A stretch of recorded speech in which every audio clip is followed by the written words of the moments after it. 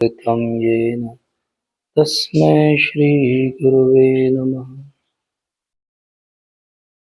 तो हमने पिछले अध्यायों में चर्चा की है कि भगवत गीता को हम 3 हिस्सों में विभाजित कर सकते हैं। पहला हिस्सा जो है वो कर्म है, जो पहले 6 चैप्टर हैं। फिर 7 से लगा के 12 जो है वो भक्ति योग है, और अब जो हम बात कर रहे हैं 13 से आगे 18 वो ज्ञान योग का सेक्शन है। तो ज्ञान जो है वो अंधकार से प्रकाश की ओर जाने को ज्ञान बोलते हैं। तो भगवान ने वैसे ही दर्शा दिया हमें कि हम सब अंधकार में हैं, अर्थात अज्ञान में हैं। उसका साधारण सा प्रयोग क्या है, कभी भी आंखें बंद करके देखिए कि आपको कोई लाइट दिखाई देती है, मतलब हम अंधकार में। जिस दिन हम प्रकाश में होंगे तो हम आंख भी बंद करेंगे तो जो है लाइट दिखाई देगी। तो कहा जाता है कि कृष्ण सूर्य सम माया है अंधकार, जहां कृष्ण तहां नहीं माया रा अधिकार। कृष्ण सूर्य के समान है। तो सूर्य सब कुछ कर सकता है अपने जीवन में, सूर्य नारायण, लेकिन एक चीज नहीं कर सकते सूर्य नारायण। वो क्या है? अंधकार का दर्शन। कभी हो सकता है सूर्य को अंधकार का दर्शन हो सकता है? सत्य को कभी असत्य दिख सकता है? अच्छाई को कभी बुराई दिख सकती है? क्या नहीं दिख सकती? क्योंकि अच्छाई की एब्सेंस ही बुराई है, प्रकाश का नहीं होना ही अंधकार है। तो इसलिए सूर्य मतलब प्रकाश है। इसलिए कृष्ण सूर्य सम माया अंधकार। माया क्या है? अंधकार है, अपोजिट है कृष्ण। और जहाँ कृष्ण रहेंगे वहाँ माया का अधिकार नहीं रह सकता। तो ऐसे हम ग्रॉसली पूरी क्रिएशन को 2 पार्ट में डिवाइड कर सकते हैं। एक जहाँ सूर्य है मतलब प्रकाश है, मतलब ज्ञान है, मतलब भगवान है। और एक जहाँ अंधकार है, जहाँ माया है, जहाँ पे बद्ध जीव है। आगे का पूरा सेक्शन जो है एक्चुअली ज्ञान का, वो बस यही है कि वो अंधकार को हम पहले पहचान लें और फिर उस अंधकार से बाहर आने का रास्ता ढूंढें। तो पहले हम एक ग्रॉस स्ट्रक्चर समझते हैं कि ये जो संसार है, जो हमको साइंस के आधार पे अपने ऑब्जर्वेशन से दिखता है, वो कंप्लीट नहीं दिखता है। उसमें हमें बहुत सारी चीज़ें दिखती नहीं, क्योंकि साइंस ज़्यादातर एक प्रश्न का उत्तर बहुत अच्छा देता है कि ये कैसे होता है, लेकिन ये क्यों होता है उसका उत्तर साइंस के पास नहीं। जैसे हम कहें कि बारिश हो रही है तो साइंस बहुत वाटर साइकिल सब समझा देगा, और हम अगर कभी एक गिलास पानी को ट्रेस करने जाएं तो हम आखिरी तक ट्रेस कर लेंगे कि ये इस नदी से आया और फिर ये बादल से गिरा और ये इस समुद्र से उड़ा होगा। हम उसकी रेडियो टैगिंग कर दें मॉलिक्यूल की और हम ढूंढ सकते हैं उसकी पूरी साइकिल को। लेकिन ये बात का उत्तर नहीं मिलेगा कि ये आखिर में एवोपरेट क्यों हुआ, क्या रीज़न था उसके पीछे, किसने डिसाइड किया कि ये साइकिल होनी चाहिए संसार में। साइंस ये बता देगा कि ग्रेविटी होती है, लेकिन ग्रेविटी क्यों होती है या वो ग्रेविटी अपनी शक्ति कहाँ से लेती है, वो साइंस नहीं बता सकती।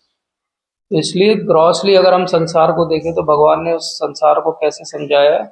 हमने पहले सेशन में समझा था कि 5 टॉपिक है भगवत गीता के, है ना। एक भगवान है, एक जीव है, एक प्रकृति है, एक काल है और एक कर्म है। यही 5 चीज़ों का इंटरेक्शन जो है ये पूरा भगवत गीता है। तो जीव को क्या करना चाहिए? प्रकृति के साथ। तो अभी जीव प्रकृति के साथ क्या कर रहा है? प्रकृति का दोहन कर रहा है अपनी इच्छा पूर्ति के लिए, और उसको एक काल की समय सीमा मिली है, उसमें वो सबसे ज़्यादा से ज़्यादा सुख प्राप्त करना चाहता है। ये जीव की इच्छा है। तो जीव काल के अधीन होके प्रकृति को भोगने का प्रयास करता है, और भोगने के प्रयास में जो जो करता है उसको कहते हैं कर्म। और भगवान जो है साक्षी बन के उसके हृदय में देखते रहते हैं कि वो क्या कर रहा है। और भगवान के फिर अलग अलग स्वरूप हैं, गुरु महाराज के रूप में। वो फिर इंस्पायर करते हैं कि ये जो आप कर रहे हो गलत कर रहे हो, आपको प्रकृति का दोहन नहीं करना है, प्रकृति से बाहर निकलना है। तो फिर बात उठती है कि हम अगर एक जीव आत्मा है, हम ये शरीर नहीं है, एक आत्मा है। अब आप सोचो एक आत्मा है, उसके ऊपर एक स्पेसिफिक टाइप का जो है कवरिंग लगा दिया जाए तो उसको हम बोलेंगे कि ये ह्यूमन बीइंग है। उसको अगर दूसरा कवरिंग लगा दिया जाए तो हम बोलेंगे ये डॉग है, ये हॉग है। अंतर क्या है, उस आत्मा के ऊपर हर बार कवरिंग चेंज होती जा रही है। जैसे हम एक उदाहरण से समझें इसको, कि मान लीजिए आप कभी यहाँ जबलपुर से एक फ्लाइट पकड़ें और आपकी फ्लाइट को उतरना हो मुंबई में। जैसे ही मुंबई में फ्लाइट उतरने वाली हो, दो लोग ऐसे मास्क लगाए हुए खड़े हो जाए बंदूक लेके, वो बोलें कि हमने कर लिया है हाईजैक, और अब फ्लाइट जाएगी बॉम्बे नहीं जाएगी, अब दिल्ली जाएगी। अब आपके बाजू में को पैसेंजर हो आपका, और वो कहे आपको कि वाह वाह कितनी बढ़िया बात है, ताली बजाने की बात है। बोले ताली क्यों बजा रहे हो, हाईजैक हो गया है। बोले अरे कितनी अच्छी बात है, हमने टिकट लिया था बॉम्बे का, हमको दिल्ली भी देखने को मिलेगा। अब वो दिल्ली में उतरने वाली और उसके पहले हाईजैकर सनकी हो, बोले नहीं अब फ्लाइट जाएगी कलकत्ता, तो ये आदमी फिर बोले वाह कितनी बढ़िया बात है और घूमने को मिलेगा। लेकिन बाकी सब पैसेंजर्स क्या कह रहे, पैनिक हो रहे, परेशान हो रहे। अब वो कलकत्ता उतरने वाले बोले नहीं हम जाएंगे दुबई, तो फिर क्या होगा, अब ये तो बिल्कुल नाचने लगेगा आपका पड़ोसी, बोले वाह बिना वीजा बिना पासपोर्ट के दो ही जाएंगे। लेकिन जो सेन आदमी समझदार होगा वो बोलेगा अरे मेरा पर्पस तो बॉम्बे में उतरने का था, मैं कहाँ भटक रहा हूँ यहाँ पे। ऐसे ही ये शरीर मिला था हमको एक डेस्टिनेशन पे जाने के लिए, वो छोड़ के हम 84 लाख योनियों की साइकिल में घूम रहे हैं, और हम कह भी रहे हैं कि हम एंजॉय कर रहे हैं। ये एंजॉयमेंट कैसा है, वो एंजॉयमेंट वो आपके को पैसेंजर जैसा एंजॉयमेंट है, कि एक्चुअली वो एंजॉयमेंट नहीं है, क्योंकि आपका पर्पस तो डिफीट हो गया। आपको तो बॉम्बे में जाके बहुत बड़ा एक डील साइन करना था, वो छोड़ के आप जो है वो दुबई पहुंच गए हो, वो भी बिना वीज़ा के। तो अब क्या करेंगे वो लोग आपका, भगवान ही जाने, खाना पीना भी मिलेगा कि नहीं। तो ऐसा ही होता, हम जब 84 लाख योनि में भटकते हैं, तो कभी बैठ के अगर हम मेडिटेशन करें तो उनमें से बहुत सारी ऐसी योनियां हुई हैं जिनके हम नाम भी नहीं लेना चाहेंगे, और कभी हम सोचना भी नहीं चाहेंगे कि अच्छा मैं ये भी था क्या कभी। तो इवेंचुअली क्या है, ये पूरी 84 लाख स्पीशीज की जो साइकिल है, इस साइकिल में एक ही जंक्शन है, और वो जंक्शन क्या है, ह्यूमन लाइफ। जैसे जबलपुर एक जंक्शन है, जबलपुर जंक्शन से आप साउथ जाने वाली ट्रेन भी पकड़ सकते हो, नॉर्थ जाने वाली भी पकड़ सकते हो, आप ईस्ट भी जा सकते हैं वेस्ट भी जा सकते हैं, इसलिए जबलपुर को जंक्शन कहते हैं। अब आपने एक ट्रेन पकड़ ली मान लीजिए जबलपुर से दिल्ली जाने के लिए, अब बीच में जब तक कोई जंक्शन स्टेशन नहीं आएगा आप वापस अपना डायरेक्शन नहीं बदल सकते, वो एक डायरेक्शन में ट्रेन चलेगी जब तक कि आप किसी बड़े जंक्शन नहीं पहुंचोगे, वहीं से आप दूसरी ट्रेन पकड़ पाओगे। इस पूरी 84 लाख स्पीशीज की जो साइकिल है, इस साइकिल में केवल ह्यूमन लाइफ एक ऐसा जंक्शन है जहां से आप इस पूरे इससे बाहर निकल सकते हो, और कोई भी ऑप्शन नहीं। इसलिए भगवान कहते हैं कि एक हो गई प्रकृति, एक हो गई पुरुष, और एक हो गई हमारी चेतना। तो प्रकृति क्या हो गई, ये पूरा मटेरियल वर्ल्ड जिसको मैं एंजॉय करने की कोशिश कर रहा हूँ। पुरुष क्या हो गया, पुरुष दो तरह के हो गए, एक पुरुष हो गए हम सब जीवात्मा के रूप में जो भी दोहन करना चाह रहे। पुरुष का फिलोसॉफी में मतलब होता है एंजॉय, एंजॉयर जो एंजॉय करता है उसको पुरुष कहते हैं। तो परम पुरुष कौन है, भगवान है, क्योंकि वो सुप्रीम एंजॉयर है, वो रसराज है, और हम क्या हैं, छोटे छोटे उनके सबॉर्डिनेट पुरुष हैं जो इस प्रकृति को एंजॉय करने की कोशिश कर रहे हैं। और इसी तरीके से चेतना है, अब हमारी चेतना किस स्तर पे है वो हमारे एंजॉयमेंट के लेवल को डिसाइड करेगा, सिंपल सी बात है। तो किसी के लिए जो है वो सुबह 4 बजे उठ के मेडिटेशन करना क्या हो सकता है, एंजॉयमेंट हो सकता है। और किसी के लिए सुबह 4 बजे तक पार्टी करके बेसुध होके गिर जाना जो है वो एंजॉयमेंट हो सकता है। दोनों अपने तरह से एंजॉय कर रहे हैं, लेकिन अंतर क्या है, चेतना का अंतर है। एक की चेतना ऐसी है कि उसे लग रहा है कि वो ड्रिंक करके और अपने आप को भूल जाना एंजॉयमेंट है, और एक को लग रहा है कि मैं कौन हूँ ये जानूं मैं, ये एंजॉयमेंट। दोनों 4 बजे जागे हुए हैं, लेकिन दोनों का चेतना का स्तर अलग अलग है। तो भगवान यही कह रहे हैं कि फाइनली इस 84 लाख योनि की साइकिल में कौन जंक्शन से बाहर निकलेगा वो उसकी चेतना पे डिपेंड करेगा, उसकी कॉन्शियसनेस पे डिपेंड करेगा। तो अब ये कॉन्शियसनेस कहाँ से आती है और कैसे हम इसको समझ सकते हैं, और हम इस 84 लाख योनि की साइकिल में क्यों फंसे हुए हैं, इसको समझाने के लिए भगवान कहते हैं कि इमेजिन करो कि एक ऐसा पेड़ है जिसकी शाखाएं जो है वो नीचे की तरफ है और जड़ें जो है वो ऊपर की तरफ है। तो ऐसा पेड़ किस किसने देखा है? किसी ने देखा है ऐसा पेड़ जिसकी शाखाएं जो है नीचे की तरफ और जड़ें ऊपर की तरफ? कभी देखा आपने ऐसा पेड़ जिसकी रूट्स ऊपर जा रही हो और शूट्स और ब्रांचेस नीचे जा रही हो? ऐसा पेड़ हमने किसी ने नहीं देखा है, लेकिन ऐसा पेड़ है। अब ऐसा पेड़ कहाँ मिलता है? जब आप किसी नदी के किनारे जाओगे और इस तट से उस तट पे देखोगे तो रिफ्लेक्शन में आपको ऐसा पेड़ दिखाई देगा जिसकी जड़ें ऊपर होंगी और शाखाएं नीचे की तरफ। अब उस पेड़ को मान लीजिए वो कोई फलदार वृक्ष का पेड़ है, उसमें आम लगे हुए हैं ऊपर, तो वो रिफ्लेक्शन में भी आपको आम दिखेंगे। अब मान लो किसी व्यक्ति का चेतना का स्तर इतना ही है कि वो बस पानी के रिफ्लेक्शन तक ही दिखता है उसको, ऊपर का पेड़ अभी नहीं दिख रहा है उसको, तो वो क्या करेगा? उसने सुना है कि एक येलो कलर का फ्रूट होता है जो बहुत स्वीट होता है, आज तक उसने खाया नहीं, बोले लेकिन वो नदी के किनारे मिलता है, तो वो इस नदी के इस किनारे पे है और वहां पेड़ दिख रहा है उसको, तो वो क्या करेगा? वो नदी में नेचुरली छलांग लगाएगा कि अरे ये पेड़ में फल है, हम भी खाएंगे। क्या उसको फल मिल जाएगा? उसको फल नहीं मिलेगा, क्योंकि वो रिफ्लेक्शन है, वो रियलिटी नहीं है। तो रियलिटी और रिफ्लेक्शन में यही अंतर है। ये पूरी प्रकृति जो है वो क्या है? रिफ्लेक्शन है, और रियलिटी कहीं और है। ऐसा नहीं कि रियलिटी कहीं नहीं है। बहुत सारे लोग इतने फ्रस्ट्रेट हो जाएंगे उस फल को ढूंढते ढूंढते कि वो फिर तट पे आके अपना फिलोसॉफी का स्कूल खोल लेंगे कि सब जीवन क्या है? नश्वर है, ये सब जीवन क्या है? भ्रम है। बोले हम सिखाते तुमको, हम इतने साल से कोशिश कर रहे हैं, हमको फल नहीं मिला, मतलब फल नहीं होता है। तो ये कंक्लूजन सही है क्या? नहीं, फल होता है लेकिन आप गलत जगह ढूंढ रहे थे, तो कैसे आपको मिलेगा? ऐसे ही अगर कोई ये कंक्लूजन निकाले कि नहीं हम शायद सही से प्रयास नहीं कर रहे हैं और हम ठीक से प्रयास करें, मोटिवेट हो जाएं कुछ, तो शायद फल हमको मिल जाए, तो कुछ लोग मोटिवेशनल स्पीकर हो जाएंगे, लॉ ऑफ अट्रैक्शन सिखाएंगे आपको, आकर्षण का नियम, शिद्दत से चाहोगे तो पूरी कायनात आपको दिलवा देगी वो चीज। ये क्या हो गया? ये मोटिवेशन। लेकिन ये भी फॉल्स है, क्योंकि अभी भी आप शिद्दत से रिफ्लेक्शन को चाह रहे हो। शिद्दत से रिफ्लेक्शन को चाहोगे तो कुछ नहीं होगा जीवन भर चाहने से। हाँ, शिद्दत से उधर चाहोगे तो मिलेगा। तो पॉइंट क्या है यहाँ पे? रिफ्लेक्शन देख रहे हो आप। इसलिए 15 चैप्टर में भगवान क्या बता रहे हैं कि ये पेड़ पूरा केवल रिफ्लेक्शन है, और इस रिफ्लेक्शन के पीछे आप क्या कर रहे हो? अपना टाइम वेस्ट कर रहे हो। कैसे टाइम वेस्ट कर रहे हो? जैसे आप एक पेड़ पे, एक ब्रांच पे हो, आपका एग्जिस्टेंस एक ब्रांच पे हो उस पेड़ की, आपका अगला जीवन क्या है? वो ब्रांच से आप दूसरी ब्रांच पे शिफ्ट हो गए। जैसे एक ब्रांच से लोग दूसरी ब्रांच चले जाते हैं, बैंक में ब्रांच मैनेजर रहते हैं, तो मतलब एक डाल से वो कहाँ चले गए? दूसरी डाल पे चले गए। तो ये क्या हो गया? आपका एग्जिस्टेंस रहा तो उसी पेड़ के अंदर, आप उस पेड़ से फिर भी बाहर नहीं निकल पाए।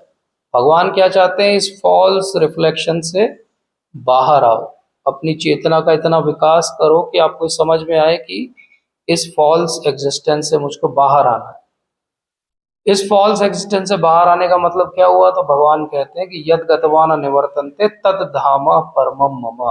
जहां जाने के बाद वापस ना आना पड़े ऐसी जगह जाओ, क्योंकि 84 लाख योनि में तुम इतनी सारी योनियों में जाते हो लेकिन तुम्हें वापस आना पड़ता है, तुम वहां से एस्केप नहीं कर पा रहे। तो जैसे अपन एक रॉकेट छोड़ते हैं तो एक एस्केप वेलोसिटी होती है, तभी वो अर्थ के ग्रेविटेशनल पुल को क्रॉस कर पाता है। अगर उसकी 11.2 किलोमीटर पर सेकंड से कम है तो वो क्या होगा? वो यहीं गिर जाएगा। ऐसे ही हर योनि में, या इवन मनुष्य योनि में, जब हमारी चेतना का समुचित विकास नहीं होगा तो हम मृत्यु के समय हमारा रॉकेट लॉन्च जरूर होगा, लेकिन वो वापस इसी 84 लाख योनि में इसी पेड़ की किसी डाल पे जाके गिर जाएगा। हम इससे बियॉन्ड लॉन्च ही नहीं कर पा रहे। तो उसमें सबसे पहले क्या करना है? सबसे पहले ज्ञान प्राप्त करना है कि रिफ्लेक्शन को नहीं देखना है, रियलिटी को देखना है। अब हम उसकी आंखें खोल लेते हैं उस व्यक्ति की। वो जो रिफ्लेक्शन बस देख रहा था, उसको वही फल ढूंढ रहा था जो उसको जीवन में नहीं मिला था। अगर वो जस्ट ऊपर देखने लगे, कोई उसको आके बताए देखो यार ऊपर है, यहाँ नहीं है, अब क्या करना है? उसको तैर के जाना है। वो तो जीवन जमीन पे गिरे हुए हैं इतने सारे फल, वहां केवल आराम से उठाना है। बट प्रॉब्लम क्या है? वो चेतना का इतना विकास होना चाहिए कि सही चीज आपको दिखने लगे। अभी हमको सही चीजें क्यों नहीं दिखती? इसको भगवान कैसे समझाते हैं? अभी हम 3 गुणों के अधीन। तीन गुणों के अधीन मतलब रजोगुण, तमोगुण और सत्वगुण। तो इनमें से कौन सा सबसे अच्छा है? कौन सा सबसे अच्छा है? कौन कौन चाहता है कि सत्वगुण अच्छा है? कौन कौन मानता है कि सत्वगुण?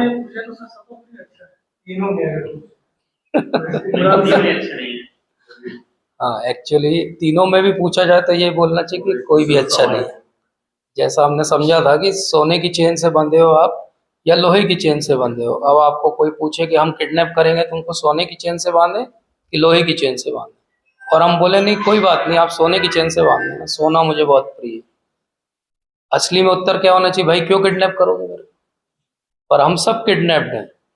भगवान यहाँ पे एक फ्रेज यूज करते हैं, माया अपहृत ज्ञान। माया ने आपके ज्ञान को अपहृत कर लिया। अपहृत क्या होता है? अपहरण कर लिया। हम सब अपहरण हुए लोग हैं। हम सबका अपहरण माया ने करके तीन रस्सियों से हमको जकड़ के बांधा हुआ है। वो तीन रस्सियां हैं, रजोगुण, तमोगुण और सत्वगुण। फिर हमको लगता है हम तो फ्री हैं। तो उसके लिए भगवान क्या कहते हैं? प्रकृति स्थानी कर्षति।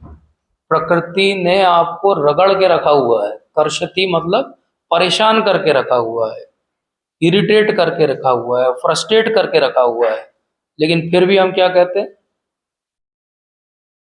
क्योंकि हमको वो विजन ऊपर वाला दिखता नहीं है, तो हमको लगता है जो है यही है, इसी में कुछ कर लो, थोड़ा एंजॉयमेंट जो मिल रहा है वही ठीक है।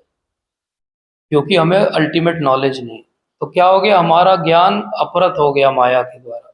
हम तीन गुणों में बंधे हुए हैं और हमको यही समझ में नहीं आ रहा कि हमारे लिए अच्छा क्या है और खराब क्या है, हमारे लिए क्या श्रेयस्कर है और क्या नहीं है। और क्योंकि ये समझ में नहीं आ रहा है, इसलिए हमारे सारे डिसीजन क्या हो जाते हैं? गलत हो जाते हैं। अब हम इन तीन गुणों में स्पर्धा चलती रहती है। तीनों गुण भी ऐसे नहीं कि फ्लैट लाइन है, ये तीनों गुण भी अपने आप में ऊपर नीचे एक साइनोसाइडल वेव है। इवेंचुअल आउटकम उस प्रेजेंट मोमेंट पे, जैसे अभी हम देखें कि इतनी बजे हम सबके अंदर किस किस गुण की कितनी प्रधानता है, तो वो एक ऐसा ग्राफ बनेगा कि ये सत्वगुण इनका 20% है, इनका तमोगुण इतना है। कैसे समझ में आएगा कि कौन से गुण की अधिकता है हमारे अंदर? तो उसको एक बार हम एनालिसिस के लिए समझना चाहिए। जिसके अंदर तमोगुण की अधिकता होगी, तमोगुण का जो आइडेंटिफिकेशन है वो है आलस्य और निद्रा। जब भी आपको निंद्रा आए, आलस्य लगे, मतलब आपका तमोगुण आपके ऊपर हावी है। अगर आपके अंदर रजोगुण की अधिकता होगी तो हमेशा आपको लगेगा एक डूअरशिप मेंटलिटी, ये कर लूँ, मैं वो कर लूँ, ये भी कर लूँ, वो भी कर लूँ, ये भी अचीव कर लूँ, यहाँ झंडा गाड़ दूँ, यहाँ भी मेरा नाम हो। ये क्या है? रजोगुण। मैं ही करता हूँ, मैं ही भोगता हूँ। ये फीलिंग जब जब आए, रजोगुण ने आपको बढ़िया तरीके से बांधा हुआ है। जो भी लोग कहते हैं ना हम बहुत मोटिवेटेड हैं, हम बहुत अचीवर हैं, वो सब क्या है? रजोगुण एक्चुअली कठपुतली की तरह नचा रहा है। उनको लग रहा है कि हम डिसीजन ले रहे हैं। आज तक अपने जीवन में हमने एक भी डिसीजन खुद नहीं लिया है। हमारे गुणों ने हमको कठपुतली की तरह नचा के डिसीजन दिलवाए हैं और हम प्रकृति के अधीन रह के काम कर रहे हैं। हमको लग रहा है कि हम इंडिपेंडेंट, लेकिन हमारा आज तक एक भी डिसीजन इंडिपेंडेंट नहीं था other than picking up Bhagavad Gita. एक ही डिसीजन जो गुणों के बाहर लेके लिया है वो भगवत गीता पढ़ने का लिया है। इसके अलावा आज तक आप कभी एनालिसिस करना, जो हमको लगता भी कि हम बहुत इंडिपेंडेंट थिंकर हैं, तो आप जब मॉल जाते हो और आप एक सुपर मार्केट में जाते हो, तो आप एक सेक्शन में जाते हो मान लो नूडल्स के, और आप एक पर्टिकुलर ब्रांड को उठाते हो वहाँ, तो वो आप नहीं उठा रहे हो, वो दिन भर जो आपको एडवर्टाइजमेंट दिखा जा रहा है उसके कारण उठा रहे हो। आप जब शोरूम में जाते हो, यही वाली कार इस कलर की चाहिए, वो आपको इतना इन्फ्लुएंस किया हुआ है मीडिया ने, क्योंकि आपने आज तक कभी नहीं किया कि एक मीडियोकर ऑब्सक्योर सा ब्रांड खरीद के आए वहाँ। लाए क्या? चप्पल, जूते और सॉक्स भी आप बहुत सर्च करके लेके आते हो। मतलब कितना माया आपको अधीन करे हुए हो और आपको लगता है डिसीजन आप खुद लेते हो। तो रजोगुण, तमोगुण, सत्वगुण की क्या खासियत है? सत्वगुण इन दोनों से बेहतर है लेकिन अल्टीमेट नहीं है, क्योंकि वहां भी सबसे पहली चीज क्या आती है कि हम तो बहुत कर रहे हैं, हम तो बहुत अच्छे हैं, एक सेंस ऑफ ऐसी स्टेबिलिटी आ जाती है, स्टेडीनेस आ जाती है, एक सेंस ऑफ कंप्लेसेंस आ जाता है, ठीक तो चल रहा है जीवन। ज़्यादातर जो आर्थिक रूप से ठीक हैं, जिनको बहुत मेहनत नहीं करनी पड़ती है, जिनको कोई एक नई इंडस्ट्री नहीं बनानी है, जिनको एक सैलरी मिलती है, और अगर उनके पुराने संस्कार अच्छे रहते तो वो सत्वगुण में आके अटक जाते। जैसे आप, एक एग्जाम्पल के लिए मैं कह रहा हूँ, कोई जनरलाइज नहीं कर रहा हूँ, लेकिन मान लो आप साउथ इंडिया में जाओ तो आपको बहुत सारे लोग दिखेंगे जो बहुत कर्मकांडी हैं। सुबह उठ जाएंगे, सब चीज करेंगे, एकदम टाइम टू टाइम करेंगे, नहा के करेंगे, सब कुछ करेंगे, लेकिन एक्चुअली भक्ति का अभाव है। ऐसे आप नॉर्थ इंडिया में जाओगे, बहुत सारे लोग सुबह सुबह रिचुअलिस्टिकली रामचरितमानस पढ़ेंगे, लेकिन ऐसा नहीं है कि वो हनुमान जी के गुण उनके अंदर उतर के आ रहे हैं। जैसे ही इधर रामचरितमानस बंद हुई, इधर बुराई चालू हो, इधर जो है किसी की तिकड़म चालू हो गई, आज किसका नुकसान करें, आज किसका कुछ कर दें। तो वो क्या पढ़ा था आपने अभी, आपके जीवन में तो नहीं उतरा वो।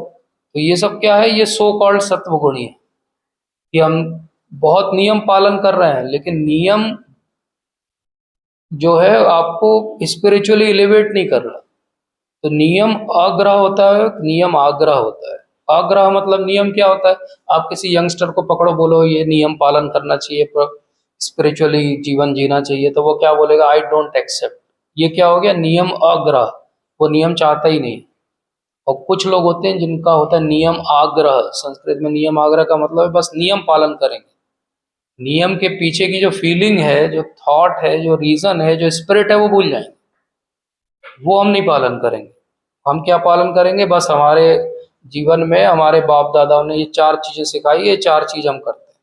ये कुल देवी की पूजा करते हैं, कुल देवता की पूजा करते हैं, ये हम सुबह उठ के हार चढ़ाते हैं, 4 बार अगरबत्ती घुमाते हैं, दैट्स ऑल। तो ये क्या हो गया, इस तरह का जीवन जीने से आप सत्वगुण में रह सकते हो, लेकिन आप इसके बियॉन्ड नहीं जा पाओगे। तो भगवान क्या कह रहे हैं, आप चाहे सत्वगुण में भी रहोगे तो भी प्रकृति के अधीन ही बंधे रहे आप, तब भी आप किडनैप्ड ही रहे। ये जो ज्ञान वाला पूरा सेक्शन है, इसमें बहुत इलॉबरेटली भगवान बताते हैं कि एक एक चीज जो है वो 3 गुणों के अधीन है। मतलब कोई तपस्या भी करना चाहता है तो वो 3 गुणों के अधीन ही तपस्या होती है उसकी। तो रजोगुणी व्यक्ति कैसी तपस्या और पूजा करेगा, जिसमें उसको वाहवाही हो, नाम हो, अरे भैया ये बाबा जी जो है 10 साल से एक ही टांग पे खड़े हुए हैं। तो क्या हो गया, उससे भगवान मिल गए उनको? कुछ नहीं हुआ, खड़े हैं, एक टांग पे भीड़ आती है, पैर पड़ती है उनकी, उससे कुछ अचीवमेंट नहीं है उनका। इट इज जस्ट नियम आगरा कि हमने डिसाइड कर लिया एक दिन अपने विम्स और फैंसी पे कि हम एक पैर पे खड़े रहे। बहुत सारे लोग हैं वो झूले पे ही बैठे उन्होंने जीवन बिता दिया, बहुत सारे लोग हैं ऐसे, बहुत अजीब अजीब से उनके। रोज सुबह हम मंदिर जाते हैं तो जाते हैं मंदिर, बारिश हो रही तो छाता लेके जाएंगे, लेकिन मंदिर जाके करते क्या हुआ, मंदिर से वापस आने के बाद आपकी चेतना में विकास हुआ क्या? तो फाइनली आउटकम क्या है, जीरो है। हम केवल उसको एक प्रोसेस की तरह कर रहे हैं, उसमें हम अपना मन नहीं डाल रहे, इसलिए वो भक्ति नहीं है, वो क्या हो गया, एक प्रोसेस है बस। तो सत्वगुणी व्यक्ति क्या करेगा, मेरे पास जो है वो मेरा बना रहे, और थोड़ा सा आता रहे, और कोई छीन के ना ले जाए, इसके लिए मैं ये वाला यज्ञ करता हूँ। तो ये क्या हो गया, फाइनली सेंटर में कौन है यज्ञ के, मैं हूँ, भगवान नहीं है। मैं यज्ञ क्यों कर रहा हूँ, क्योंकि मुझे अपनी सुविधाओं की जरूरत है। और जो तमोगुणी व्यक्ति होगा उसको तो आपको जगाना पड़ेगा, भैया यज्ञ करोगे क्या, पूजा करोगे, बोले कौन पूजा, उसका ध्यान ही किसी और पूजा पे है, उसका इधर पूजा पे ध्यान ही नहीं है। पॉइंट है कि उसका चेतना का विकास ही इतना नहीं हुआ कि वो कभी यज्ञ में बैठ भी पाए। हाँ, उसको यज्ञ वेस्टेज लगेगा, अरे इतना घी डाल के वेस्ट कर, अरे इतना ये चरणामृत में वेस्ट कर दिया, अरे इतना दूध चढ़ा दिया भगवान को, नाली में चला गया, वीडियो बनाओ इसका, डालो रील बना। पॉइंट क्या है, उसको हर जगह नेगेटिविटी दिख रही है, उसको ये नहीं समझ में आ रहा है कि हर चीज का कोई प्रोसेस है, कोई सिस्टम है, कुछ बनाया गया तो उसके पीछे कोई रीजन है, क्योंकि उसकी चेतना का विकास ही नहीं होता। जैसे मान लो हम सब टीचर हैं, हमारी क्लास में कोई एक बच्चा सबसे पीछे की बेंच पे बैठता है और सोता रहता है, पूरे सेशन वो सोया हो, तो उसके पास होने की प्रोबेबिलिटी क्या है, नहीं है। तो वो जो तमोगुणी व्यक्ति है वो क्या एलिवेट हो जाएगा इस जन्म में, नहीं होगा, जब तक वो अपनी आदतों को नहीं छोड़े। तो तमोगुणी व्यक्ति को कैसी चीजें खाना पसंद होंगी, जो सड़ी गली होंगी, वो कैसे पदार्थों का सेवन करेगा, जो नशीले होंगे, क्योंकि वो अपनी चेतना को वहीं डुबा के रखना चाहता है, उसको वहीं मजा आ रहा है। तो बहुत सारे हॉस्टल में ऐसे बच्चे रहते हैं जो क्रॉनिक रहते हैं, 4-4 5-5 साल फेल हो रहे कि सेशन में रखे हुए हैं, क्योंकि वो यही सब चीज़ों में लगे हुए। आप कभी भी देखना वो तमोगुणी लोग हैं जो फेल हो रहे हैं। जो एक बार में समझ जाते हैं चीज़ों को, आगे की बेंच पे बैठते हैं, आपकी बात सुनते हैं, वो कौन है? वो सत्वगुणी लोग। जिनको आप असाइनमेंट दो तुरंत करके लाते, सर देखिए आपके बोलने के पहले कर दिया, वो रजोगुणी लोग। इवन जानवरों में आप देखोगे तो ये गुण आपको दिखाई देगा।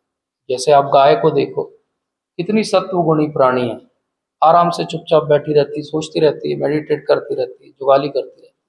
शेर को देखो कैसा है, तुरंत हमेशा चौकन्ना, डरा हुआ, हमेशा उसको कहाँ जंप मार दूं, किसको खा लूं, रजोगुणी।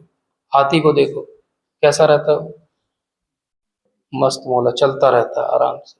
वहीं आप ये लोमड़ी को देखो कैसा है वो, सड़ा गला, छोड़ा हुआ किसी और का, वो खाती है वो, है ना।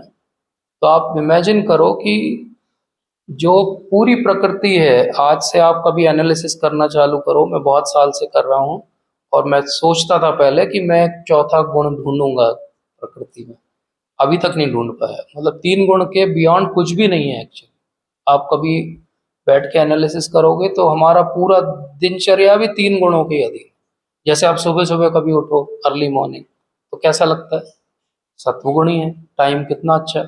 सुबह सुबह किसी का मन होता है जाओ उसका मर्डर कर दो, सुबह सुबह नहीं होते मर्डर, रात को होते मर्डर, है ना। ड्रिंक करने वाले, क्रॉनिक थोड़े ड्रिंकर्स को छोड़ दें तो कोई ड्रिंक करने वाला सुबह 4 बजे उठ के चलो पैक बनाए पिए, नहीं होता। सुबह का टाइम ही नहीं है वो। सुबह का टाइम कैसा है? सत्वगुणी टाइम। 9 बजे के बाद वाला टाइम क्या, जल्दी तैयार हो, चलो भागो दौड़ो, नहीं तो वो फेस में वो लगाना है, अंगूठा लगाना है, लेट हो जाएंगे, एनएमसी है। ये क्या है? रजोगुण है। भागो दौड़ो, टाइम पे पहुंचो। और रात का टाइम कैसा है? रात का टाइम बिल्कुल जो है वो तमोगुणी है। निशाचर बोलते हैं ना, रात को चरने वाले लोग। तो आजकल मनुष्य भी बहुत सारे निशाचर रहते हैं। तो लोगों की नाइट लाइफ चालू होती है रात को, ड्रिंकिंग चालू होती है, सारे गलत काम रात को होते हैं, चोरियां रात को होती है, व्यभिचार रात को होता है, प्रोस्टिट्यूशन रात को होता है। क्यों होता है? क्योंकि वही टाइम कंड्यूसिव है। प्रोस्टिट्यूशन अर्ली मॉर्निंग 4 o'clock नहीं होता, क्योंकि टाइम भी वैसा ही है। आपकी पूरी दिनचर्या में अगर आप सुबह सो ही रहे हो तो आपने अपना पूरा सत्वगुण का टाइम तो खो दिया।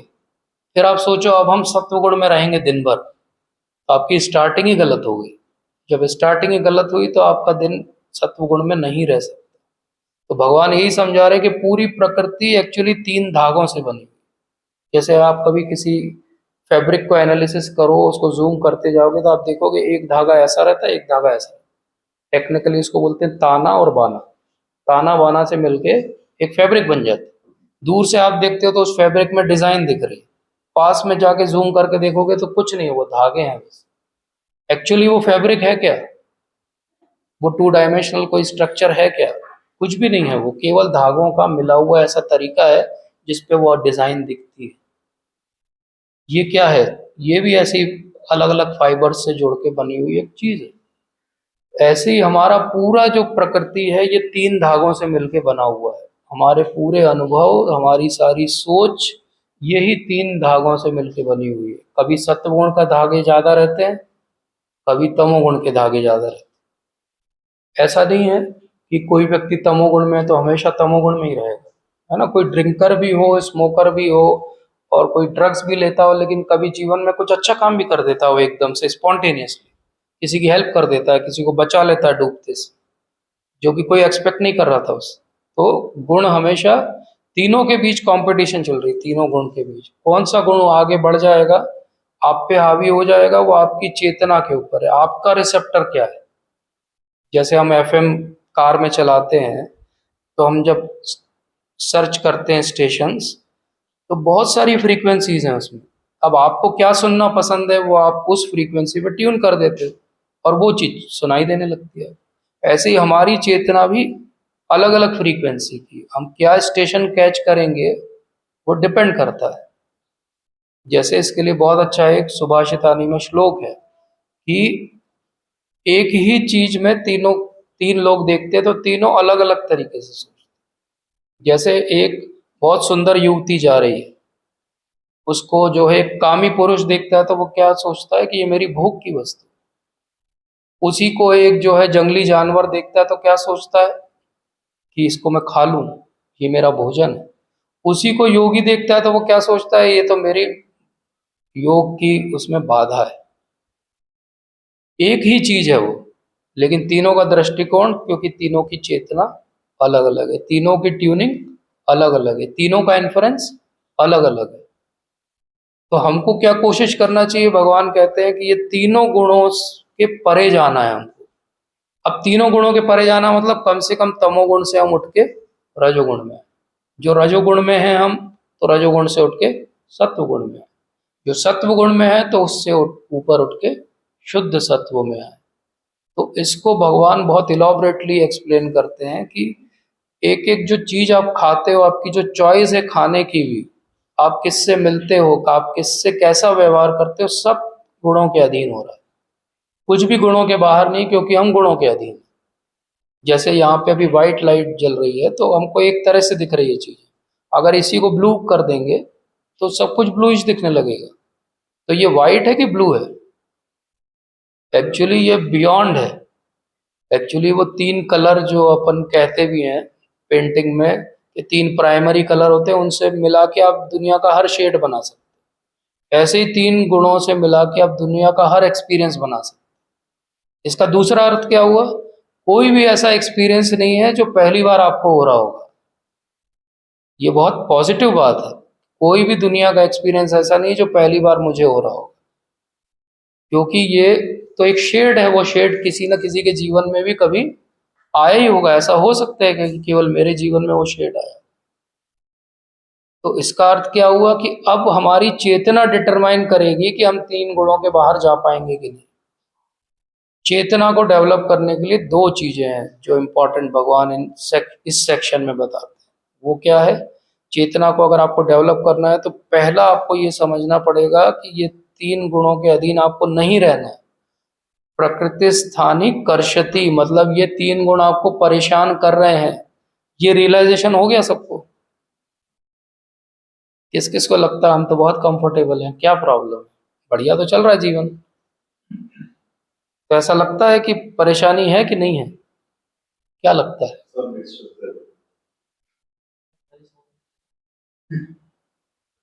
अच्छा, मान लीजिए अभी मैं आपको एक बिस्लरी की बोतल ला के दूं और बोलूं कि लीजिए सर पानी पीजिए, और आप अभी बढ़िया पानी वानी पी के आए हो, तो आपको कितनी इच्छा रहेगी उसको पीने की?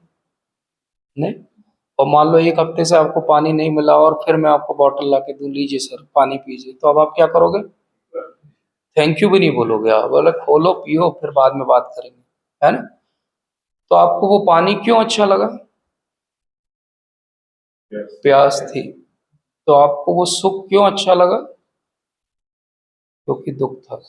इसका मतलब क्या हुआ, आपको एसी क्यों अच्छा लगा आपने जब चालू किया? क्योंकि आपको गर्मी का एहसास था। अगर गर्मी का एहसास नहीं होता तो क्या आप एसी चालू करते? नहीं करते। हमारा हर सुख जो है एक्चुअली दुख के अनुभव के बाद ही हमको अच्छा सुख लगता है। अगर मान लो -20 डिग्री टेम्परेचर वाले के यहाँ हम एसी चला दें तो वो क्या बोलेगा, भैया बंद करो जल्दी से, क्योंकि हमको वैसे ही बहुत ठंड लग रही है। तो यहाँ पॉइंट क्या है, हमारा हर दुख एक्चुअली सुख को अनुभव को जन्म देता है। हम खोजते ही तब है सुख जब हमको उस दुख का अनुभव होता है ना? तो गांव में लोग बिना चप्पल के पूरा गांव नाप के आ जाते हैं, उनको दुख का अनुभव नहीं होता है। तो वहाँ शूज की कोई दुकान नहीं है, वहाँ चप्पलें नहीं बिकती हैं, they are happy barefoot also. और हमको क्या चाहिए, वो स्केचर्स का 14,000 वाला, नहीं नहीं ये नहीं है, इस बार हम 18,000 वाला, पिछली बार अच्छा नहीं था 14,000 वाला। ये क्या हो गया, आपने एक दुख मैन्युफैक्चर किया, क्योंकि आपको एक सुख का अनुभव करना है, क्योंकि जेब में पैसे हैं आपके। अगर जेब में 400 ही रुपए होते तो आप वो स्लीपर खरीद रहे होते। अब क्योंकि पैसे हैं तो दुख बनाना पड़ेगा एक। तो ये सारी एडवर्टाइजिंग एजेंसीज क्या है, दुख बना के देती है आपको जीवन में। They are manufacturing lacunas in your life. ये कमी रह गई सर, ये आइसक्रीम नहीं खाई आप, गर्मी निकल गई पूरी। अरे सुख का अनुभव ही नहीं किया आपने। आप तो गए नहीं मालदीव की यात्रा पे 2 दिन की, जाना चाहिए था आपको। अगली बार जाइएगा, हमारा नाम याद रखिए, हम ही भेजेंगे आप। वापस लाएंगे कि नहीं पता नहीं, भेज तो जरूर देंगे। पॉइंट इज कि हर सुख का अनुभव आपका एक्चुअली दुख का अनुभव था, इसलिए अच्छा लगा। अब मैं फिर से वही प्रश्न पूछता हूँ, प्रकृति स्थानी कर्षति, किस किस को लगता है कि हम यहाँ खुश हैं? जैसे आपने बोला था mix of good and bad, actually it is not mix of good and bad, it is bad only, everything is bad. ये रियलाइजेशन जब तक नहीं आएगी, आप 3 गुण से बाहर क्यों जाना चाहोगे? अगर आपको किडनैपर से ही प्रेम हो जाएगा, बोले बढ़िया खाना खिलाते हैं, अच्छे से रखते हैं, देखो सोने की चेन में बांध के भी रखते हैं, कभी कभी खोल भी देते हैं, मैं थोड़ा सा कमरे में घूम भी लेता हूँ, टीवी भी चला देते हैं, तो इसको बोलते हैं स्टॉकहोम सिंड्रोम। किडनैपर से प्रेम हो जाता है, किडनैप जो होता है आदमी। कभी कभी तो ऐसा हुआ इन केसेस में कि वो छोड़ दिया गया उनको, तो वो वापस आ गए किडनैपर के पास, हमको तो घर से ज्यादा अच्छा तुम्हारे पास लगता है। तो ये क्या हो गया, हमको भी ऐसा प्रकृति से प्रेम हो गया है। हम ये 3 गुणों के झूले में झूलते झूलते, रोलर कोस्टर में, कभी ऊपर कभी नीचे, यही एंजॉयमेंट है सर, क्योंकि इसके बियॉन्ड एंजॉयमेंट का एक्सपीरियंस ही नहीं है। तो हमको लगता है यही एंजॉयमेंट है, यही मिक्स बैग है, यही मुझे एक मिला है। अब कभी निकालता हूँ तो लाल बॉल निकलती है, कभी निकालता हूँ तो पीली बॉल निकलती है, अगली बार निकालूंगा तो कुछ और निकलेगी। आपको नहीं पता कि अंदर एक सांप भी बैठा है उसमें, अगली बार आप हाथ डालोगे तो काट लेगा आपको। बोले यार ये तो नहीं रहे, क्या हो गया इनको? बोले सांप ने काट लिया। बोले क्या करते थे? बोले रोज एक बॉल निकाल के एंजॉय करते थे। अब क्या हो गया? बोले सांप भी था अंदर, इनको तो पता नहीं। तो अंत काले च मामेव स्मरण मुक्ता कलेवरम। अंत काल में कब भगवान याद आएंगे? जब आप फेडअप हो गए होंगे 3 गुणों से। नहीं तो 3 गुणों की कोई एक चीज याद आएगी, आएगी कि नहीं आएगी? मैंने एक बार वो स्टोरी सुनाई थी, एक बाबा जी थे, वो बहुत मौन व्रतधारी बाबा थे, 20 साल से मौन व्रत धारण किया हुआ था। मृत्युशैया पे मरणासन थे, तो सब शिष्यों ने उनको घेर लिया। तो इनको लगा कुछ मुंह से आवाज निकालने वाला, तो सबको लगा 20 साल से जो आदमी नहीं बोला है, अब जो बोलेगा तो बड़ी बात बोलेगा कुछ। तो सबने कान लगा लिए, क्या बोल रहे मरते टाइम, क्या बोलते हैं? तो उन्होंने बोला कम्मो, और मर गए। कम्मो बोल के मर गए। तो सब एकदम कंफ्यूज हो गए, कम्मो कौन है भैया, ये कम्मो कौन है? तो फिर उनका जो मेन शिष्य था उससे पूछा कम्मो कौन है? बोले ये इनकी बकरी है जिसका ये रोज दूध पीते थे। 3 गुणों के अधीन आप 20 साल मौन व्रत भी धारण कर लोगे तो आखिरी में आपको कम्मो याद आएगी और आप मर जाओगे कम्मो को याद करके। मतलब अगला जन्म क्या होगा आपका? बकरी का होगा, सिंपल सी बात। एक डिवोटी थे, वो नहाने के लिए गए और एकदम भंवर में फंस गए, बॉल पूल में फंस गए और डूबने लगे। और बहुत अच्छे डिवोटी, बहुत सीनियर और बहुत अच्छे डिवोटी, सबने देखा डूब रहे हैं, डूबते डूबते एकदम, मतलब लगभग ऐसा लगा कि मर जाएंगे वो, लेकिन कोई अच्छा तैराक था तो खींच के उनको पार ले आया। बाद में उन्होंने अपना रियलाइजेशन बताया कि जस्ट जब मैं मरने वाला था तब मुझे क्या याद आया। बोले मुझे याद आया वो डाबर का जो तेल आता था, उसका कोई ऐड आता था, वो ऐड का जिंगल था एक कुछ, डाबर तेल का, वो मुझे याद आया बोले मरते टाइम। तो हमारा क्या हाल होगा, हमको क्या याद आएगा? जहां हमारी चेतना सबसे ज्यादा इन्वेस्टेड होगी वो याद आएगा, सिंपल सी बात है। जैसे घर में आग लग जाए और एकदम आपको भागना हो, तो आप एक चीज उठा सकते हो अगर, तो क्या उठाओगे?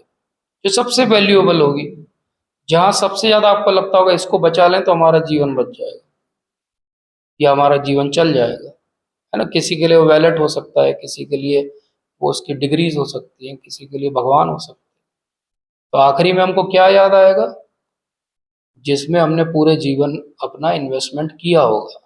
इसीलिए भगवान कहते हैं कि फाइनली इस पेड़ से बाहर निकलना हो, इस प्रकृति के 3 गुणों से बाहर निकलना हो, अगर अपने एक्सपीरियंस को हमको समझना है तो हमको आज ये समझना पड़ेगा कि डेथ होती क्या है एक्चुअली। तो क्या होती है डेथ? कोई डिफाइन करना चाहेगा डेथ?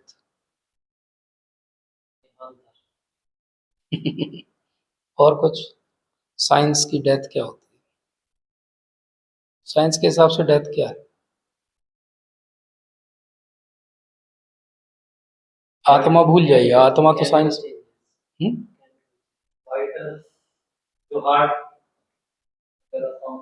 बंद कर दिया, हार्ट पंप कर दिया, है ना, वाइटल्स आपके आना बंद हो गए, आपका होम्योस्टेसिस जो है वो खत्म हो गया, तो डिक्लेयर कर दिया गया कि आप डेड हो गए। ब्रेन ने काम नहीं किया तो आपको बोल दिया ब्रेन डेड, और कार्डियोवास्कुलर सिस्टम काम करना बंद कर दे तो इवेंचुअल डेथ हो गई। तो डेथ क्या है? एक मॉलिक्यूलर चेंज हो गया साइंस के हिसाब से, क्योंकि साइंस मॉलिक्यूल तक ही समझता है।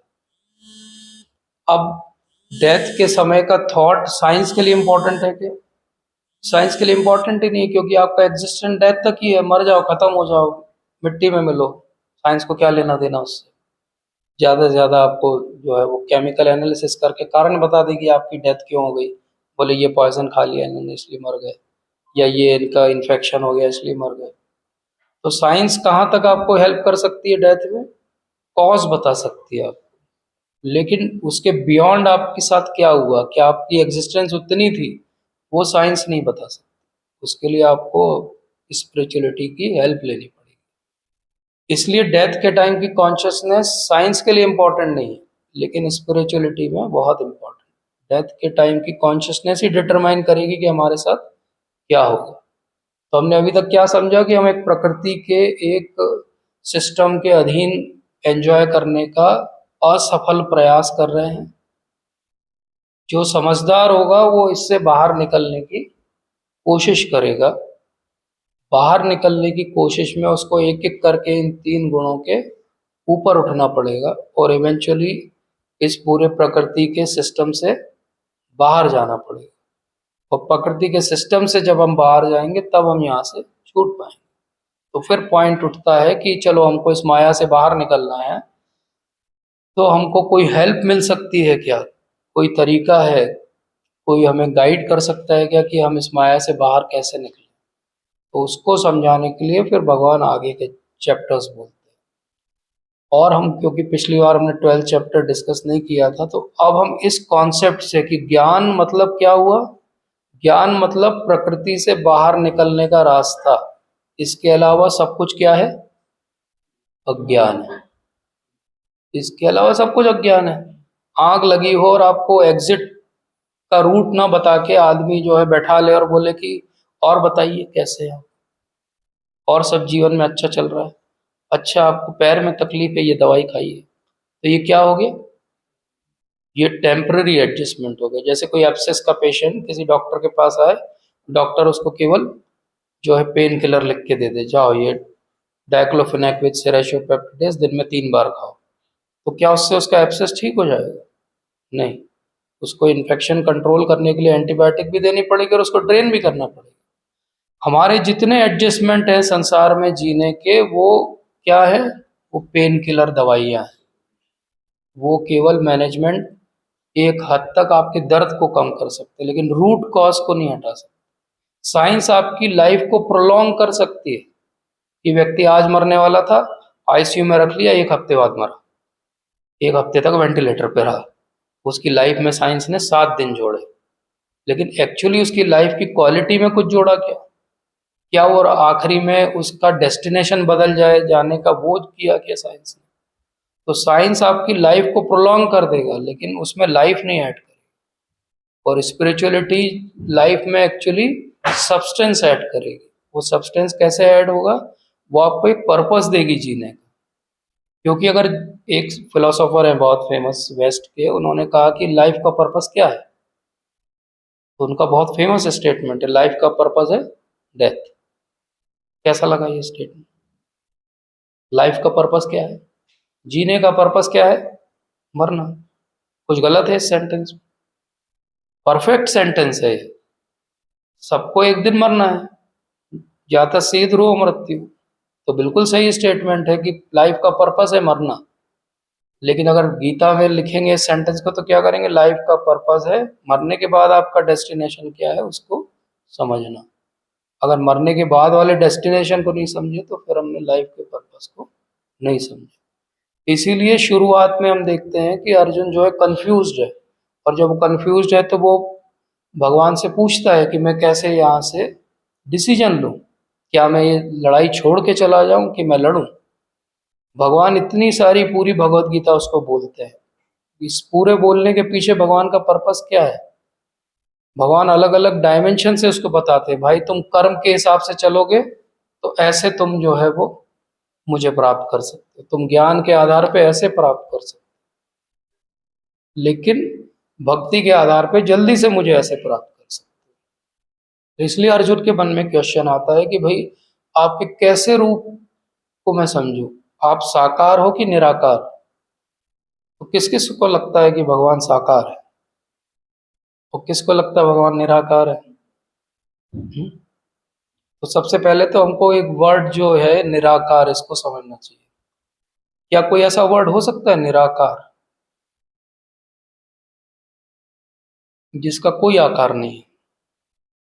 ऐसा कुछ देखा है आपने आज तक जिसका कोई आकार नहीं है? इस पूरी प्रकृति में कहीं देखा आपने जिसमें कोई वैरायटी ना हो, मोनोटोनस हो? हवा पानी। हवा पानी का भी आप मॉलिक्यूलर लेवल पे देखोगे तो हाँ, लेकिन फिर भी एक आकार है। आप पानी को एक ग्लास में डालोगे तो उसका एक आकार है, एक बड़े बर्तन में डालोगे उसका अलग आकार है। तो निराकार कोई वस्तु देखी है आज तक आप? निराकार कुछ भी नहीं है। अब लाइट भी देखोगे तो फोटॉन्स है उसके, तो एक्चुअली निराकार कुछ भी नहीं है। वैरायटी, इतनी सारी वैरायटी, जो भगवान की बनाई हुई प्रकृति, जो भगवान की इंफीरियर एनर्जी, उसमें इतनी वैरायटी है। तो भगवान में कितनी वैरायटी होना चाहिए, कम की ज्यादा? ज्यादा होना चाहिए। इसलिए जब अर्जुन पूछते हैं भगवान से कि निराकार की पूजा करना ज्यादा अच्छा है कि साकार की पूजा करना अच्छा है, तो अर्जुन को भगवान कहते हैं कि निराकार की पूजा करना भी शास्त्र सम्मत है, लेकिन वो रास्ता बहुत लंबा है, कठिन है, क्योंकि तुम्हें सामने कुछ दिख ही नहीं रहा है। हम जैसे निराकार के बारे में आज चर्चा करेंगे, ठीक है, जिसके ना सिर है, ना पैर है, ना आंख है, ना हाथ है, ना मुंह है, वो चलता है पर नहीं चलता है, वो सबसे पास है लेकिन सबसे दूर है। ये भाषा किसकी है? उपनिषद की। इसको कहते हैं उपनिषदिक भाषा, ये उपनिषद की भाषा है। सुनने में बहुत फ्लावरी लैंग्वेज है, लेकिन 1 घंटे के प्रवचन के बाद कंक्लूजन क्या निकलेगा, भैया क्या बताया, बोले कुछ भी नहीं। इसको कहते हैं नेति नेति नेति नेति। नेति मतलब ये भी नहीं, ना इति, ना इति, ना इति, ना इति, ये भी नहीं, ये भी नहीं, ये भी नहीं, ये भी नहीं, सब रूल आउट कर दिया। तो फिर ऐसा क्यों बोला जाता है कि भगवान निराकार हैं? एक और शब्द यूज करते हैं, भगवान निर्गुण है। निर्गुण का क्या अर्थ होता है? निर्गुण तीनों गुणों से ऊपर है। निर्गुण का अर्थ होता है, गुण का अर्थ होता है रस्सी। तो ये तीन जो गुण है उसके बियॉन्ड है भगवान। तो निर्गुण जब कहा जाता है, जैसे कबीरदास जी भगवान को निर्गुण कहते हैं, तो निर्गुण के उपासक है। निर्गुण का अर्थ है कि वो हमारे जैसे नहीं है भगवान। अवजानंती माम मूढ़ा मानुषम तनम आश्रितम। भगवान कहते हैं कि मूर्ख लोग ये समझते हैं कि मैंने मनुष्य का रूप धरा मतलब मैं 3 गुणों के अधीन आ गया। बोले ऐसा नहीं है, मैं कहाँ पे हूँ, मैं 3 गुणों के बियॉन्ड ही हूँ। जब मैं यहाँ भी आता हूँ तब भी, जैसे आप जैन फिलोसॉफी में जाओगे तो आप वहाँ पढ़ोगे, जैन रामायण है, तो जैन रामायण में लिखा हुआ है कि भगवान पे भी कर्म का बंधन लगा, क्योंकि भगवान ने यहाँ पे सीता का त्याग किया था, इसलिए उनको नर्क जाना पड़ा। तो भगवान पे कर्म लगेगा क्या? नहीं लगेगा। क्यों नहीं लगेगा? क्योंकि भगवान 3 गुणों के अधीन ही नहीं है। तो 3 गुणों के अधीन होगा उस पर कर्म लगेगा। जैसे हमने एक सेशन में डिस्कस किया था कि एक रोड है, उस पर एक कार जा रही है और एकदम रेड लाइट दिखी उसको चौराहे पे, तो क्या करेगी वो? रुक जाएगी। उसी जगह से एक प्लेन उड़ के जा रहा है, वो रुकेगा क्या? क्योंकि वो अलग प्लेन में है, वो अलग रेल में है, उसका लेवल ही अलग है। ऐसे ही भगवान जब धरती पे भी आ रहे हैं तो वो क्या है, इस 3 गुणों के बाहर है। वो he is not in this jurisdiction. जैसे कोई राजा जेल के अंदर आए इंस्पेक्शन करने, तो क्या ये मान लिया जाए कि वो भी जो है क्रिमिनल है? नहीं, वो तो देखने के लिए आया है कि उसके प्रिजनर लोग ठीक ठाक रह रहे हैं कि नहीं, वो भी उसके सिटीजन, उनका इंस्पेक्शन करने आया, उनमें से कौन अच्छा हो गया उसको छुड़ाया जा सकता है। भगवान जब यहाँ पे अवतार लेके आ रहे हैं तो भगवान अपनी इच्छा से आ रहे हैं, हम जब यहाँ पे आ रहे हैं तो हम अपने कर्मों के बंधन से आ रहे हैं, है ना। तो यही अंतर है। इसलिए भगवान का जो कुछ भी है वो क्या है, लीला है, और हमारा जो कुछ है वो क्या है हमारी लीला है, मतलब हमारी क्रिएटेड लीला है, हमने अपने लिए लीला बनाई। तो इसलिए यहाँ से बाहर निकलने के लिए अगर आप बंधे हुए हो तो आपको कौन छुड़ा सकता है? जो छूटा हुआ होगा। जब वो खुद ही बंधा हुआ होगा वो आपको कैसे छुड़ाएगा? इसलिए भगवान बंधे हुए नहीं है तीन गुणों के अधीन, वो त्रिगुणातीत है।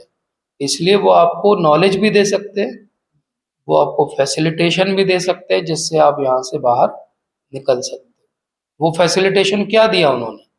तो वो 18 चैप्टर में जब वो कंक्लूड करते हैं अपनी पूरी स्पीच को, तो भगवान क्या कहते हैं? सर्वधर्मान परित्यज्य माम एकाम शरणम व्रज अहम त्वं सर्व पापेभ्यो मोक्षयिष्यामि मा शुचा। ये भगवान का क्या है? भगवान का एकदम प्रॉमिस है। इस श्लोक को भक्ति सिद्धांत सरस्वती ठाकुर महाराज कहते हैं कि ये भगवान की मुरली या फ्लूट की वाणी है, बंसी की वाणी है। मतलब भगवान की अगर फ्लूट कभी सुनने देगी आपको तो उसमें क्या सुनाई देगा आपको? सर्वधर्मान परित्यज्य माम एकाम शरणम व्रज। मतलब भगवान क्या कह रहे हैं? सब धर्मों का त्याग करके मेरे शरण में आ जाओ। तो भगवान कहते हैं पहले कि मैं हर युग में यहाँ पे आता हूँ। किस लिए आता हूँ? संभवामि युगे युगे। क्यों आता हूँ? विनाशाय च धर्म संस्थापनार्थ। तो भगवान तो धर्म की स्थापना करने आए थे यहाँ पे, तो फिर आखिरी में आते आते क्या कंफ्यूज हो गए कि उन्होंने बोल दिया सब धर्म छोड़ो और मेरे पास आ जाओ? ये तो कॉन्ट्राडिक्टरी स्टेटमेंट हो गया ना। जो एस्टेब्लिश करने आए थे उसी को छोड़ने की बात करने लगे, तो कैसे समझेंगे इस बात को? शरीर से जुड़े सारे धर्मों को त्यागने को कह रहे हैं, लेकिन एक ही धर्म है एक्चुअली हमारा। उस एक धर्म को हम पकड़ लेंगे तो बाकी सब धर्म अपने आप हो जाएंगे। जैसे पेड़ की जड़ को पानी देंगे तो हर पत्ते पे पानी पहुंच जाएगा। आपको एक एक पत्ते को पानी देने की जरूरत नहीं। आप जीवन में पत्तों को पानी दोगे भी तो भी उस पानी का वो लाभ नहीं उठा पाएंगे। तो आप जीवन में अपने पुत्र धर्म, पत्नी धर्म, पति धर्म, राष्ट्र धर्म, चिकित्सक धर्म, सब धर्मों का पालन करना मतलब पत्तों को पानी देना है। कोई भी सेटिस्फाइड नहीं रहने वाला कभी आपसे, ये बॉटम लाइन है कि नहीं? ऐसा किस किस ने ऐसा रियलाइज किया? हाँ, जो करोड़पति भी हैं लोग, जो करोड़ों छोड़ के गए अपने परिवार के लिए, तो उनके परिजन भी आज भी कहते हैं अरे 2-4 करोड़ और छोड़ के जाते हैं। हाँ, जो महल बना के गए वो बोल के गए अरे सामने सामने की जमीन भी खरीद लेते तो हम दुकान खोल लेते।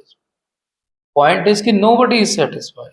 हाँ, आप 8 बजे भी अंगूठा लगाने लगोगे तो अगला फरमान जारी हो जाएगा। 7:30 बजे क्यों नहीं आते आप?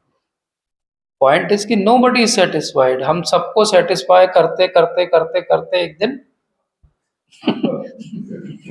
सर्टिफाई हो जाएंगे। सबको सेटिस्फाई करते करते एक दिन सर्टिफाई हो जाएंगे। बोले चले गए सर, सबको सेटिस्फाई करते करते। किसको सेटिस्फाई नहीं किया? वो जिनको करना था सेटिस्फाई, उनको छोड़ के, क्योंकि वो विजन में ही नहीं थे हमारे। हमको तो रिफ्लेक्शन ही दिखता था, हमको तो ऊपर का दिखता ही नहीं था। इसलिए भगवान अंत में क्या कहते हैं? भाई अर्जुन, तुम मत सोचो कि तुम किसको मार रहे हो, कौन है तुम्हारे सामने। तुम ये सोचो कि ये लड़ने का आदेश मैं दे रहा हूं तुम्हें, है ना। इसलिए भगवान कृष्ण की और अर्जुन की डायनामिक्स आप देखो, शुरू में कैसी डायनामिक्स है? वो सारथी हैं और वो उनके हम वयस्क हैं, कजिन है। उसके बाद डायनेमिक्स 2.7 तक आते आते क्या हो जाती है कि मैं जो है वो शिष्य हूँ आपका, आप मेरे गुरु जी हो। फिर उसके बाद आते आते 10वें 11वें अध्याय तक डायनेमिक्स क्या हो जाती है? आप भगवान हो, विराट रूप, और मैं क्या हूँ? मैं तो शूद्र जीव हूं, मैं तो कुछ भी नहीं हूं। ऐसे ही हमारे साथ भी होता है।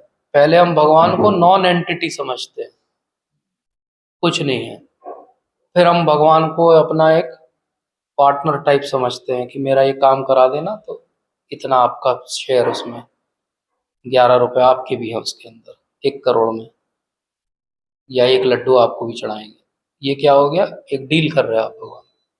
फिर उसके बाद एक लेवल और ऊपर जाते हो तो आपको लगता है कि नहीं, जीवन में तो बहुत परेशानी है, शायद भगवान के साथ जो रहते हैं वो खुश रहते हैं, कुछ समझा जाए उनके बारे में, है ना। तो आप नॉलेज प्राप्त करना चालू करो, फिर आपकी एक रिलेशनशिप बनती है, फिर आप उनकी ग्रेटनेस समझने लगते हो, भगवान सच में कितने महान है, सच में कितने महान है। कभी हम बैठ के सोचें भगवान कितने महान है। आज तक हमने भगवान को नहीं पूछा, न पूजा, लेकिन भगवान ने कभी बोला कि आज से तुम्हारी ऑक्सीजन बंद, बहुत दिन हो गए तुमने मेरा नाम नहीं लिया, आज से तुम्हारा खाना बंद, कभी नहीं किया। जो गाली भी दे रहे हैं भगवान को, जो ये भी कह रहे हैं नहीं होते हैं भगवान, उनको भी 21% ऑक्सीजन दी जा रही है।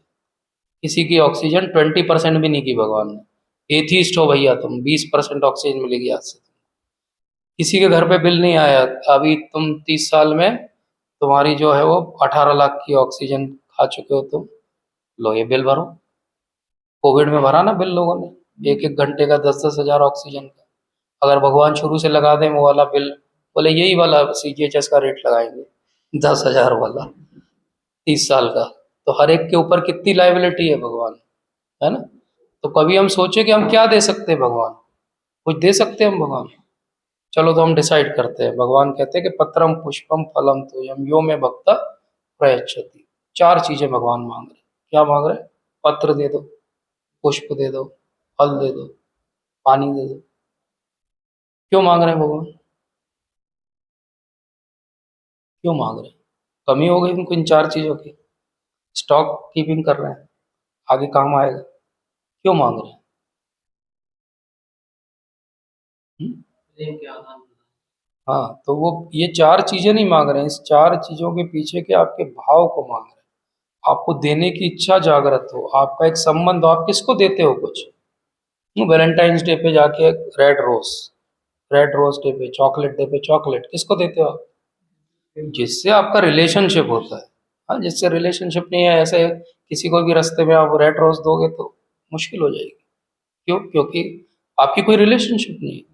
भगवान क्या कह रहे हैं? 4 चीजें दो मुझे, लेकिन रिलेशनशिप समझ के दो। अच्छा ठीक है, तो हम पानी देंगे, प्योर वाटर देना है आपको। कौन कौन तैयार है पानी चढ़ाने को रोज भगवान को? यस, प्योर चढ़ाना है। कहाँ से लाओगे आप? ऊपर से जाके स्टोर नीचे हो गया। हाँ? हमारे को तो नहीं बोल सकते। जिस पानी की भगवान बात कर रहे हैं वो आपके अश्रु है, भाव के आंसू देना है।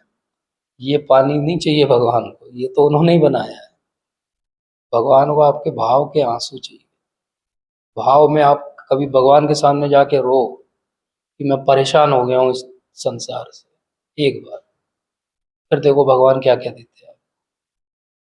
तो भगवान कह रहे हैं पानी दे दो। अब हम प्योर वाटर ढूंढने जाएं तो प्योरेस्ट ऑफ द रिवर के अंदर भी कितने सारे एक्वेटिक एनिमल्स हैं, है ना। असंख्य मछलियां हैं, उनका तो पूरा जीवन उसी में बीतता है, खाना पीना पॉटी पानी में ही करती हैं, है ना। पानी के बाहर तो नहीं, उनके लिए शौचालय तो बना नहीं। मर भी जाती है उसी में, जो है डिग्रेड भी हो जाती है। पानी साफ है क्या? भगवान के लायक है? मिलेगा आपको कहीं? नहीं मिलेगा। शुद्ध घी ढूंढने चलते हैं चलो। भारत में इतना शुद्ध घी बिक रहा है जितनी गाय नहीं है। तो कहाँ से आ रहा है वो? ऑब्वियसली कहाँ से आ रहा है, हम सबको मालूम है। तो पॉइंट इसकी, भगवान एक्सटर्नल कोई चीज नहीं मांग रहे हैं। जब वो कह रहे हैं पत्रम पुष्पम फलम तोयम, पुष्प क्या है? हृदय है आपका, है ना। तो भगवान को मान लो फूल चढ़ाना है, हमको तो मुरझाया वो फूल चढ़ाते हैं क्या कभी? कि भगवान ये 10 दिन का पुराना सूखा फूल दिख गया है आज, ये आपके लिए। तो हम अपने जीवन में जब मुरझा जाएंगे जब बूढ़े हो जाएंगे, जब दांत नहीं रहेंगे, आंत नहीं रहेगी, जब पूरे परिवार वाले दुत्कारते रहेंगे, क्यों पड़े पड़े खांसते रहते हो तुम, यहीं जाओ कहीं, तो फिर हम कहाँ चले जाएंगे? लकड़ी टेकते हुए चलो मंदिर चलते हैं, भगवान के पास। तो कौन सा हृदय दे रहे हैं हम उनको? मुरझाया हुआ फूल। कैसा देना चाहिए फूल? खिला हुआ फूल देना चाहिए, तब तो भगवान एक्सेप्ट करेंगे उसको हार्टली, है ना। पत्रम पुष्पम, पत्र क्या है? ऐसा वैसा पत्र देने की बात नहीं कर रहे भगवान। पत्र मतलब पत्ता। भगवान क्या कह रहे हैं? तुलसी का पत्ता, मतलब जो भगवान को बहुत प्रिय है वो उनको वापस आप अर्पित करो। भगवान को क्या प्रिय है? उनके भक्त प्रिय। भगवान कह रहे हैं कि वो मुझे, उनके साथ में रहो, उनका संग करो, उनके साथ मेरे बारे में चर्चा करो, तब जो है वो भक्ति का वर्धन होगा आपका, ये कह रहे हैं। तो इस तरह भगवान जब कह रहे पत्रम पुष्पम फलम तोयन, तो भगवान कह रहे हैं कि ये चार चीजें मुझे अर्पित करो। फल मतलब आपने जितने जीवन में कर्म किए हैं सबका फल मिला है आपको? मिला है कि नहीं मिला? किसी को नहीं मिला? कोई बियॉन्ड है एक्शन रिएक्शन के? नहीं। हर कर्म का कोई फल है। आज खाएंगे या किसी दिन खाएंगे, है ना। तो पूरा फ्रूट सलाद मिला है आपको, हर तरह के फल हैं उसके अंदर, अच्छे बुरे। करेला भी है उसी के अंदर, और उसके अंदर कीवी भी है ना। ये फल सारे ले जाके मैं भगवान के सामने, मतलब मेरे कर्म आपके लिए, उन कर्मों के फल भी आपके लिए, तो मैं क्या हो गया? निष्काम कर्म योगी हो गया। तो भगवान जब कह रहे हैं चार चीजें मुझे दो, तो भगवान बहुत कैटेगोरिकली स्पेसिफिकली कह रहे हैं क्या चाहिए मुझे। मुझे वो चार फिजिकल चीजें नहीं चाहिए, आपका वो चार चीजों का मेंटल स्टेटस चाहिए, वो अटैचमेंट चाहिए, वो भाव चाहिए। इसलिए कहते हैं भगवान को भावग्राही जनार्दन। भगवान क्या है? भाव ग्रहण करते हैं। भगवान वो वस्तु नहीं ग्रहण करते। कई बार लोगों को लगता है हम बहुत महंगा भगवान के लिए कुछ ले आए, पेपर में भी आ जाता है ये इतने किलो का जो है मुकुट चढ़ाया बाके बिहारी जी को। भगवान को दिखता ही नहीं है वो, भगवान का विजन ही नहीं है। भगवान को क्या दिखता है? उसके पीछे इच्छा क्या थी? पेपर में नाम छपाना, योर क्रॉस। और आप एक फूल लेके जाओ और रो दो भगवान के सामने, भगवान कुछ नहीं, मेरे पास यही है, that is enough, that is enough for him, because he is. आप देखो ना, विदुरानी वाली कथा हम सबको पता है। दुर्योधन ने ऐसा बिल्कुल स्प्रेड लगाया हुआ था बफे का, बोले भगवान आप क्या खाओगे? जो ऑर्डर करोगे सब मिलेगा। भगवान ने क्या बोला? मैं जा रहा हूँ विदुर के यहाँ। वो विदुर थोड़े से इधर उधर थे, उनको पता नहीं था भगवान एकदम आ जाएंगे। विदुरानी एकदम हड़बड़ा गई, भगवान आए हैं सुन के। वो भाग के आई तो कुछ भी नहीं था। उन्होंने कहा मुझे बहुत भूख लगी, तो केले छील के वो देने लगी, बट इतनी भाव में थी कि वो छिलके भगवान को दे रही थी, और केले का जो अंदर का रहता है सब्सटेंस जो खाया जाता है वो फेंक रही थी डस्टबिन। और भगवान वो छिलके खा रहे थे, एक के बाद एक छिलका खा गए, दूसरा खा गए, तीसरा। विदुर जी ने जो भागे भागे आए, बोले क्या कर रही हो? तो मूर्ख हो गया, क्या खिलाते हो और क्या डस्टबिन में डालते हैं, उल्टा कर रही हो तुम। और भगवान आराम से खा रहे थे। सुदामा जब भगवान के पास गए तो कुछ भी लेके नहीं गए थे गिफ्ट, कुछ था ही नहीं उनके पास। तो एक मुट्ठी जो चावल थे वो छुपा के उन्होंने पोटली पीछे रखी हुई थी कि भगवान कहीं मांग न ले। पर अंतर्यामी, उनको मालूम था क्या लेके आया है। बोले कुछ तो भेजा होगा, भाभी ने क्या दिया है? बोले कुछ नहीं दिया, हमारे पास कहाँ। बोले ये क्या छुपा के तुम रखे? और भगवान ने मुट्ठी भर के उसको, एक मुट्ठी खा लिया, दूसरा मुट्ठी खा लिया, तीसरा मुट्ठी खा लिया। तो रुक्मणी और सत्यभामा उनको रोकने लगी कि अब क्या करोगे, हम लोग कहाँ जाएंगे अगर तीसरा और खा लिया। ये भगवान है भावग्राही जनार्दन। अब इस भाव के, जब भगवान का ऐसा भाव हो हमारे लिए कि आप एक केले का छिलका दो तो भगवान खा लें। भगवान रामचंद्र जी के रूप में आए तो शबरी मैया ने जो है उनको झूठे बेर खिला दिए। मैं, कभी हम डिस्कस करेंगे इसके आगे की भी कथा है, ये तो हमको इतनी पता है, लेकिन इसके बाद क्या हुआ सबको डाउट आ गया, सारे ऋषि मुनियों को, कि ये क्या है, ऐसा कैसे हो सकता है, क्या सही में भगवान है?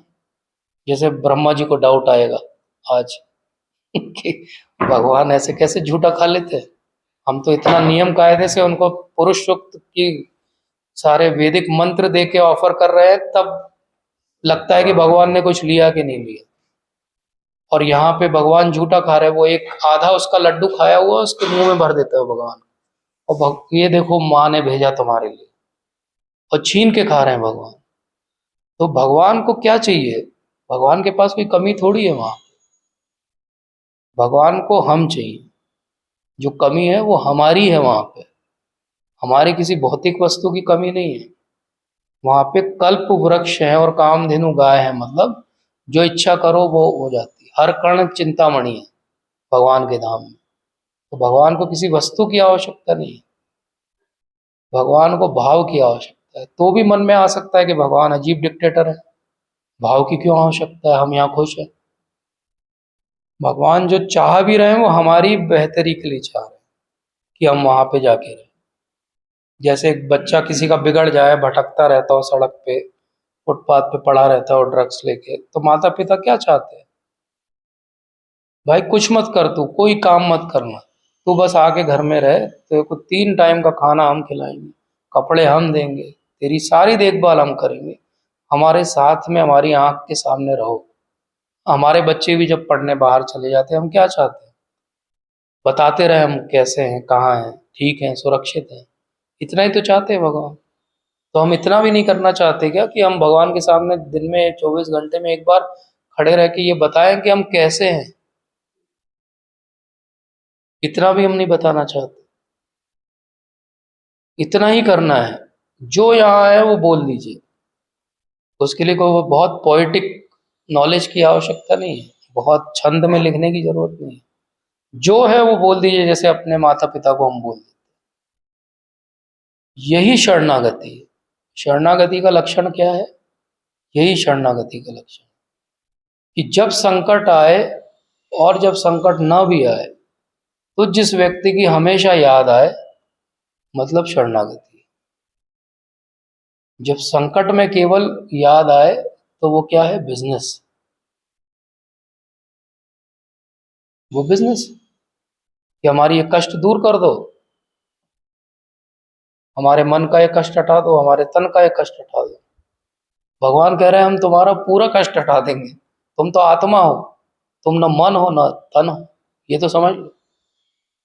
भगवत गीता के तीनों सेशन का अगर सार हम निकालें तो क्या है? वो सार है 12th चैप्टर। 12th चैप्टर के जो 12.13 के आगे के श्लोक हैं, उसमें मैं अभी आपको 2 मिनट लूंगा, मैं पढ़ के बताता हूँ कि भगवान हमसे क्या चाहते हैं। ऐसा समझो कि भगवान अपनी वाणी से कह रहे हैं, और बोला भी है उन्होंने, कि वो हमसे क्या चाहते हैं। सुनना चाहते हैं आप? क्या चाहते हैं भगवान हमसे, हम समझते हैं। और हम अपने जीवन में इन 3 सेशन के बाद बस इतना करें कि इनको पालन करने का कोशिश करें। तो हम 13 से चालू करेंगे, 12.13 451 पे। जैसे मुझे पीछे बोलना नहीं चाहिए, जी बोलना नहीं चाहिए, जी जी, मतलब ये कर लेते हैं कि हमारा पूरा डिपार्टमेंट बहुत वेट कर रहा है। बस बस 1-2 मिनट में पूरा हो जाए। कौन सा पेज? 451 पे मैं केवल हिंदी हिंदी पढ़ता हूँ ताकि जल्दी हो जाए। जो किसी से, आप बस ये टिक करते जाइए अपने मन में कि इसमें से क्या क्या हम कर रहे हैं, इसमें से क्या क्या अब हम करेंगे, ताकि हम भगवान के प्रिय बन जाए। जो किसी से द्वेष नहीं करता, लेकिन सभी जीवों का दयालु मित्र है, जो अपने को स्वामी नहीं मानता और मिथ्या अहंकार से मुक्त है, जो सुख दुख में समभाव रहता है, सहिष्णु है, सदैव आत्मतुष्ट रहता है, आत्म संयमी है, तथा जो निश्चय के साथ मुझ में मन तथा बुद्धि को स्थिर करके भक्ति में लगा रहता है, ऐसा भक्त मुझे अत्यंत प्रिय है। जिससे किसी को कष्ट नहीं पहुंचता, जो अन्य किसी के द्वारा विचलित नहीं किया जाता, जो सुख दुख में भय तथा चिंता में संभाव रहता है, वह मुझे अत्यंत प्रिय है। मेरा ऐसा भक्त जो सामान्य कार्यकलापों पर आश्रित नहीं है, जो शुद्ध है, दक्ष है, चिंता रहित है, समस्त कष्टों से रहित है, और किसी फल के लिए प्रयत्नशील नहीं रहता, मुझे अतिशय प्रिय है। जो न कभी हर्षित होता है, न शोक करता है, जो न पछताता है, न इच्छा करता है, तथा जो तथा अशुभ दोनों प्रकार की वस्तुओं का परित्याग कर देता है, ऐसा भक्त मुझे अत्यंत प्रिय है। जो मित्रों तथा शत्रुओं के लिए समान है, जो मान तथा अपमान, शीत तथा गर्मी, सुख तथा दुख, यश तथा अपयश में समभाव रहता है, जो दूषित संगति से सदैव मुक्त रहता है, जो सदैव मौन और किसी भी वस्तु से संतुष्ट रहता है, जो किसी प्रकार के घर बार की परवाह नहीं करता, जो ज्ञान में दृढ़ है और जो भक्ति में संलग्न है, ऐसा पुरुष मुझे अत्यंत प्रिय है। जो इस भक्ति के अमर पथ का अनुसरण करते हैं और जो मुझे ही अपना चरम लक्ष्य बनाकर श्रद्धा सहित पूर्ण रूपेण संलग्न रहते हैं, वे भक्त मुझे अत्यधिक प्रिय है। तो भगवान ने यहाँ पे अपनी डिमांड बता दी कि ये स्क्रीनिंग है, आप ये करोगे तो आप मेरे प्रिय बन जाओगे।